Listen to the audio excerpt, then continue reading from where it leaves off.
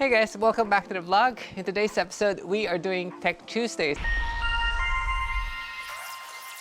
I thought I gave this series up, but there's a new gadget in town, and actually the Burr months of the year is all about new gadgets. And today I'm going to be reviewing the DJI Avata. Now, as you guys know, I did the DJI Mavic 3 and the DJI FPV drone. This is their latest and greatest drone, and this wasn't sent to me by DJI. I paid my money for this because I saw the reviews and it's like, I want one, I want to review one and see what the hype is all about. Now, the kit is so much lighter than the FPV drone because the FPV drone is so heavy when you actually unbox everything. But let's get to work.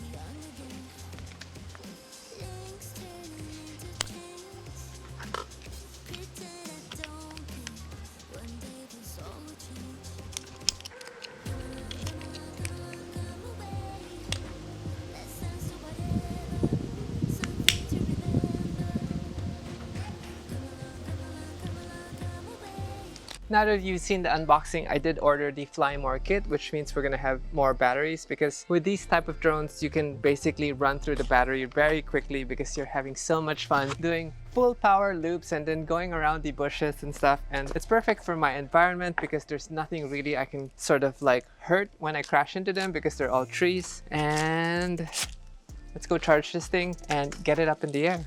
Super excited to see what the hype is all about because yeah, the playtime videos that you were getting from the drone was so intense and I can't wait for me to get better at it. Now with my DJI FPV drone, I actually haven't had enough confidence for me to put it in full acro mode, which means you can get all the full loops and basically have zero control on the, I guess, safety aspects of the DJI drone. Now this drone, on the other hand, sort of based off a Cinewhoop style where you have the guards here, so in case that you bump into something, it doesn't cut or harm anyone. So this makes it very interesting for you to be able to fly through tight spaces, homes, and around branches and trees without really super damaging the drone. And being that it's so light, it actually might make sense get this through tight spaces because when it does crash, because it's not so heavy, it should be fine when it bounces. Unlike the DJI FPV drone where it's super heavy that you're afraid to crash it. Plus, when I crashed the first Mavic 3, it's still actually lined up under the repair and it hasn't been repaired. So I ended up buying a second Mavic 3 so that I can get back in the air. So knowing that repair is very difficult here in the Philippines, I'm very wary to getting the FPV drone in full acro mode. But this, on the other hand, I'm super excited to try it and see what the fuss is all about. Now, again, it's super lightweight, fits in the palm of your hand, and the new goggles are actually scaled down smaller. You don't have the removable antenna anymore on each side, you just have these pop-out things. The battery sort of looks the same, but you now have this clip just in case that the battery cable is going to pop out. We're gonna go charge everything now and then link it up to the app, and hopefully by tomorrow we can get up in the air.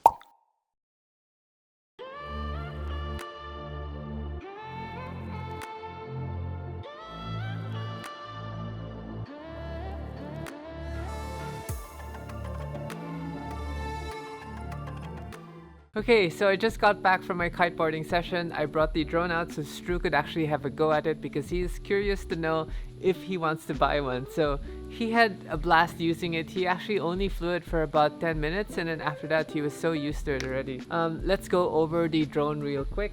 So the Avata is literally the size of maybe 2 hands. I do have big hands, so 2 hands, and it's very light. There's no foldableness with the drone. The prop guards actually work. In one of the videos you'll see that I actually hit a branch and the drone didn't crash. It sort of just wobbled and stabilized on its own. You have the battery connector here in the back, and then you just pinch the tabs over here, and then the battery comes out. So we have 2 more of these batteries, 3 in total. They give you about 15 to 18 minutes depending on how much flat out full throttle you're doing. Battery is nice because you don't have to balance them. DJI just charges them. With the Flymore package you get the battery bar so you can charge everything simultaneously. The drone is super lightweight and it has sensors down here, and then I think that's about it. So takeoff and landing, and 1 camera which is basically just on this axis. It just goes up and down, doesn't do left or right or anything. So sometimes the shots that you'll see are a little sideways. A while ago we flew in high wind conditions, which meant that the drone was struggling just a little, but I wouldn't say very big. Now, ease of use, it's super easy to fly it into tight spaces knowing that it's so tiny. I'm not a huge fan of the controller. It's pretty cool, but I'm not a huge fan. But yeah, let's go over the other details of the controller. Now, before I put the Avata down, I'm going to put the camera specs over here. Now let's go to the controller. The controller is actually very similar to the DJI FPV controller, which I actually never used also because I didn't like how it felt. For beginners, it actually makes sense because it feels like you're flying a game where it feels like an actual pilot stick in that sense, where tilting it gives you the tilting motion, and then yeah, except the trigger. You don't have this in a real airplane. But so you're gonna double tap the power button so you can power it on, and after that you're going to double tap the red button over here, which will turn on the engines of the drone, and then holding it will take it off automatically. This is the sport and manual mode, but I didn't try the manual mode. This is basically normal, sport, and then manual. We didn't get there, we didn't use that because we're still learning. Record button over here, and then the tilt for the actual gimbal to go up and down. So basically when you're looking at the goggle display, you have a circle reticle in the middle of the display. Wherever that is facing, as soon as you hit the trigger, which is the accelerator trigger, the drone just goes and follows that circle. So pretty cool. Now in normal mode, the drone is pretty much safe. In sport mode, you could get a little crazier, it's a little faster, but basically yeah, I hit the branch, so I'm still being very careful with it. I do want to buy the remote because I do want to try the full manual mode. So there is a brake feature over here in case you feel like you're going to lose it, or if the drone is flipping and you get disoriented, you can just hit this and it actually just stabilizes it. Now most drones that you actually will assemble on your own don't have this feature. DJI being DJI puts a panic button. That's pretty cool. But yeah, besides that, there's nothing else with the remote. Let's move over to the goggles. Now, comparing to the FPV goggles, this is a lot smaller, a lot lighter. It's easier on the forehead. It seals up nicely. You now have a cover for the lenses. The lenses also allow you to move the width and align with your eyes, and then you can turn the knobs for some clarity. So that was super easy. SD card will go over here, and if you want to wear headphones, it will go over here, but there's really no audio in that, so I don't know why you need headphones. You can plug a USB-C lightning cable here and hook it up to your phone so someone can watch from your phone while you're droning, and then you have obviously the charging port. Now unlike the other FPV goggles, you now have just flip out antennas rather than the screw-on ones, so that makes it super portable. Now some added features is this touch screen here. You basically use the swipe technology, swipe left, swipe right, swipe up, swipe down. It all gives you different features. There are more key features in the goggles that I didn't try or set up yet, but in terms of basic flying, you don't need to fiddle around too much with all of that. There is a head tracking feature which allows you to use the goggles also to orient the camera of the drone, but I find it super disorienting.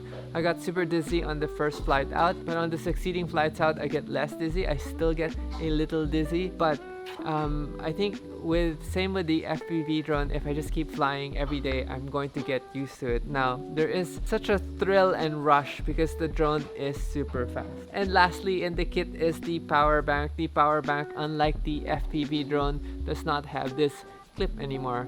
I'm guessing the older FPV drones, people would automatically, or I guess accidentally, unplug themselves from the kit. Now this has the bungee cords also, and I wish they actually put a clip over here so you can just clip it to your pants and then have that there, or clip it to the back just to help balance the goggles. And now my final thoughts on the DJI Avata. I think it's super fun, and I can't wait for Stu to get one so we can actually just sort of follow each other and do sort of like the, I guess, not dogfighting, but just like chase and lead type of droning. So I do know when we get the controller, it's just going to be easier to manage. So definitely I'm going to be looking for the controller. I can link up the controller from the FPV kit to match up with the Avata. So in case I can't find an extra controller, I can just do that.